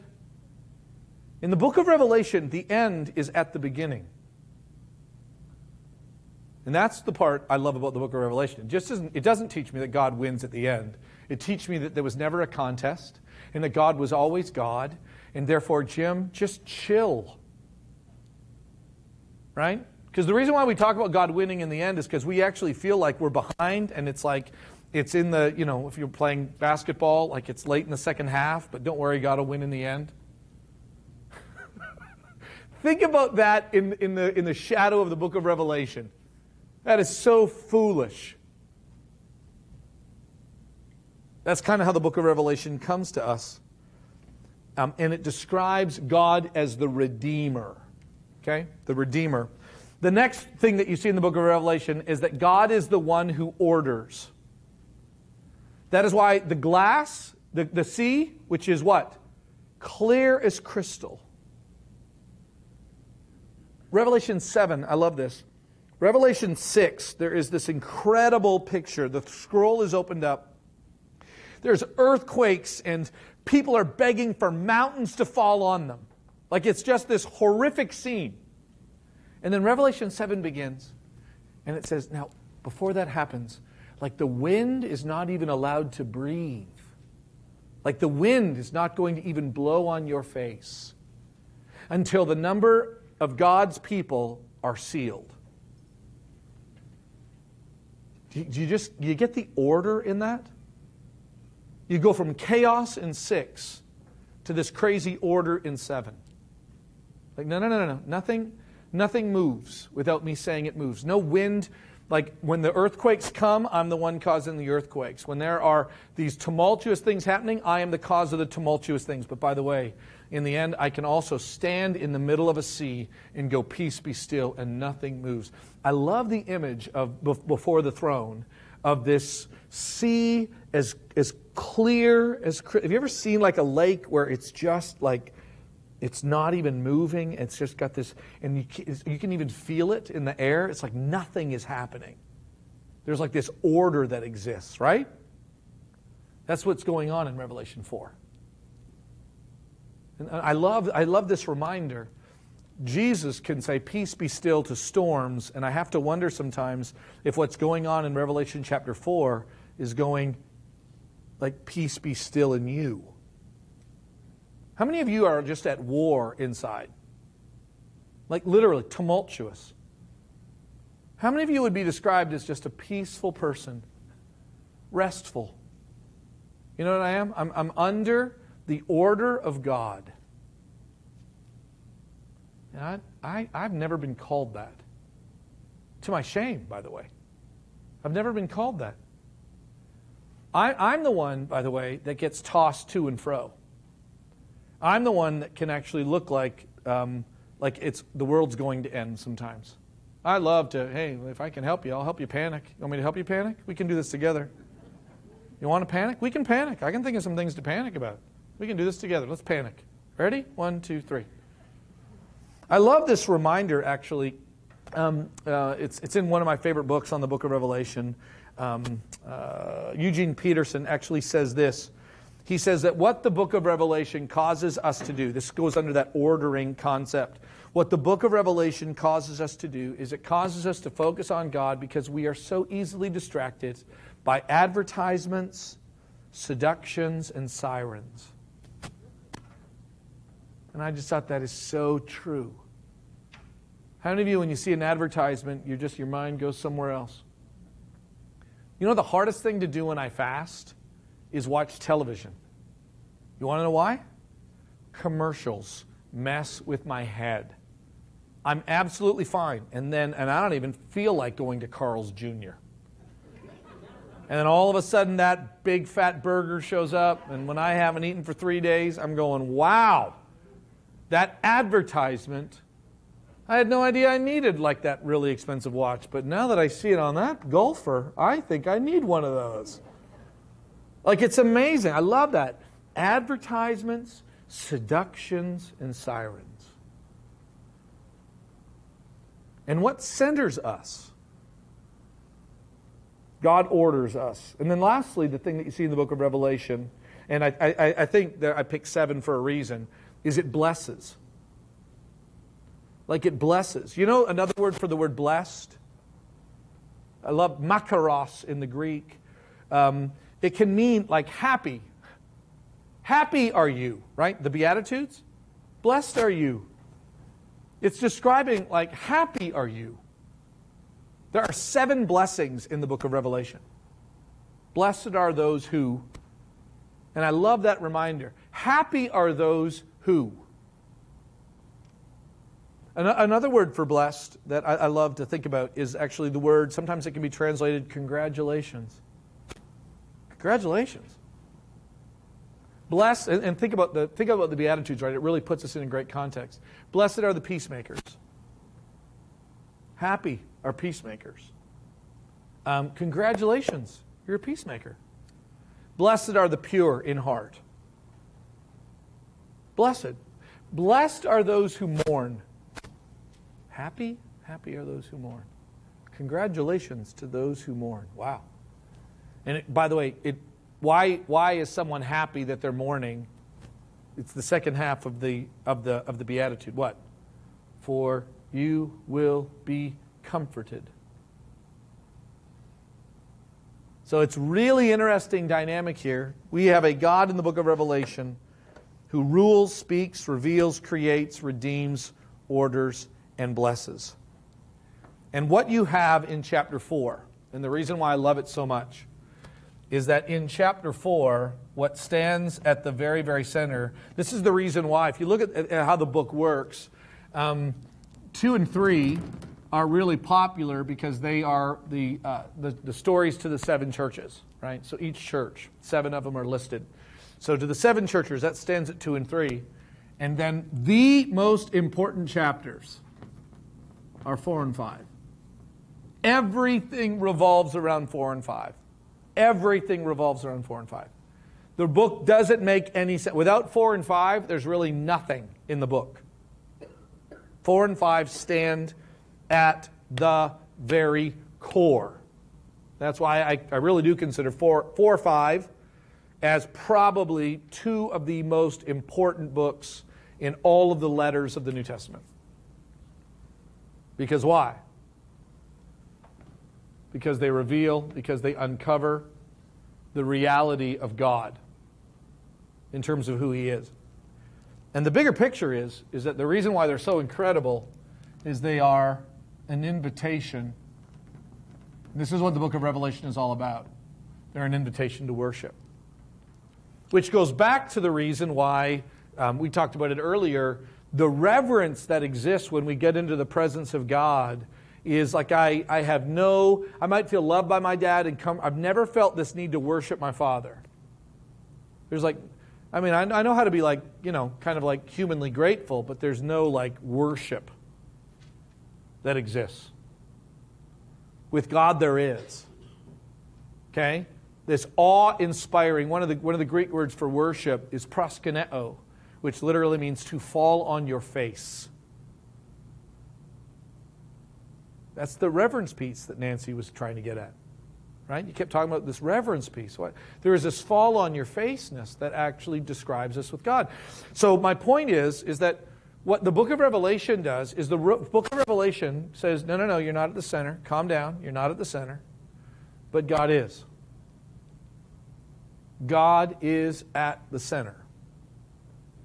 And that's what, as Christians, they needed to know, and as Christians, we need to know. That what makes sense in this world full of advertisements, seductions, and sirens is that God is, in fact, at the center. The reason why I get freaked out when I begin to think about a world that is going in a direction with atheists and Muslims and the growing Mormon church, the reason why that throws me off is because I was sure God was at the center. And God goes, I am. Well, I'm not seeing it. When I took my kids to Vegas, now you might wonder if that was a wise choice, but I took my kids to Vegas, and I'll be honest with you, it just didn't scream, look, God is at the center. It didn't just scream, God is in control here. It literally almost did the opposite. I don't, weirdly enough, I have a really hard time going back to Canada. And one of the reasons why is God is so not at the center. Well, from what I can tell. It just doesn't seem like God is at the center of anything. Have you heard our Prime Minister talk? It is nothing has God at the center. And that throws me off because I don't see it. And that's why John goes, I know you don't see it. I know it seems hidden. I know it seems covered. But can I pull back, going back to what Brenda said, can I pull back the curtain? Because there's a couple of curtains that get pulled back. One of the curtains that gets pulled back is on Rome. And when John, by means of all of these different things that Glenda read, when John pulled back the curtain behind Rome, what did they see? They saw a dragon. They saw a harlot. Like, that's what they saw. John pulled back the curtain, and you thought it was this amazing empire, and in the end, when you pull it back, it's a beast. It's a dragon. It's a harlot. That's what happens when you pulled back that curtain. And then John goes, okay, and by the way, that can be scary. Book of Revelation's got a lot of scary images about that dragon and that beast and the power that exists. But then in Revelation 13, it actually says that the beast was given authority. Does that seem like a big deal to you? Think about this. Who gave God his authority? It doesn't have like a giver. Isn't that crazy? The beast was given authority to rule. That is not true with God. Nobody gives God anything. I don't know about you, man, that just helps me. So there is this, one statement I want you to think about is this. So this idea of worship, do you consider worship, and this is chapter 4 and 5, do you consider worship to be an invitation by God for you to see who He is and just to respond? I love that definition of worship. It's an invitation from Him to come and to think about who He is and then to just respond to who He is. Because so often people think about worship as an attempt to get God's attention. Christian people, I think, sadly enough. Worship becomes more of an attempt for us to get God's attention. Hey God, look at what we've done for you. Hey God, look at what we're doing for you. And by the way, worship, I don't mean worship service. So much of it is about trying to get God's attention. Instead, the book of Revelation goes, no, there's no attention getting needed. In fact, like God already is very aware of you. But the key elements that actually happen, and I'm not going to have time to go there, but the last church, the church in Laodicea, how did they see themselves? Rich, right?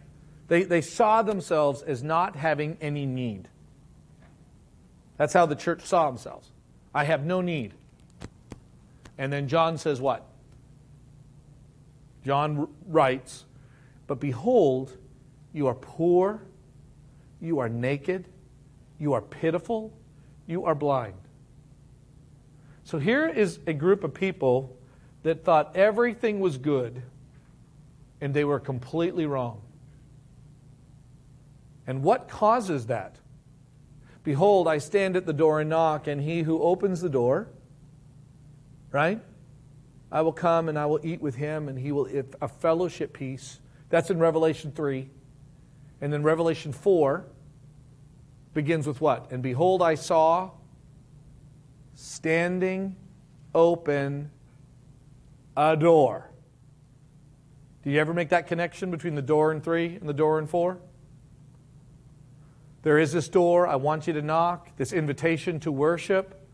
And then by the time you get up there, now all of a sudden, it's not about seeing yourself. This is a little bit of a problem. Do you see yourself as ignorant? The Christian, by the way, opposite is not informed. It's actually what I preached last Sunday.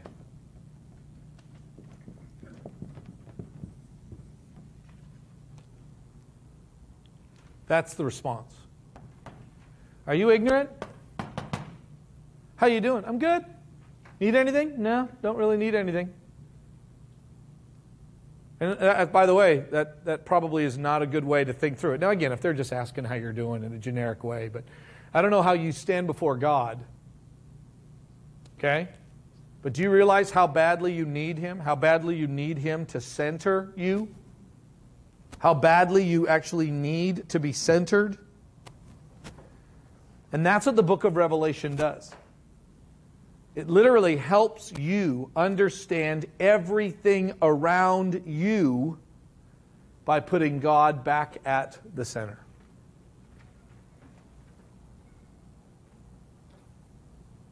Final thoughts?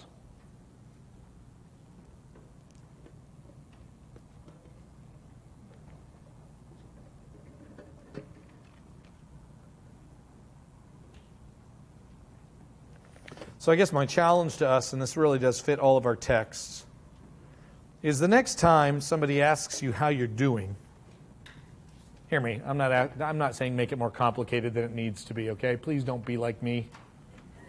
Don't make it more complicated than it needs to be. But it might not be a bad idea, after you're done your pleasantries, to kind of walk away and go, I probably need to spend more time thinking about how I'm doing.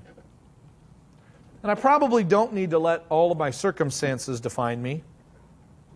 I probably don't need to let all of the weight of my circumstances or even the easiness in my circumstances to define me.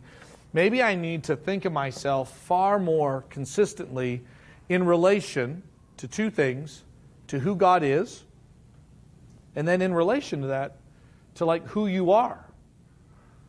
I really wrestled with this because at first when I was kind of writing what I wanted to share with you, I kept going, do you see yourself as poor and naked? Do you know that you're pitiful? Do you know that? And I could get almost all of you to go, uh-huh.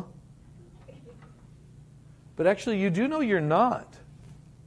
The book of Revelation, the people in Laodicea were, but God didn't give everybody.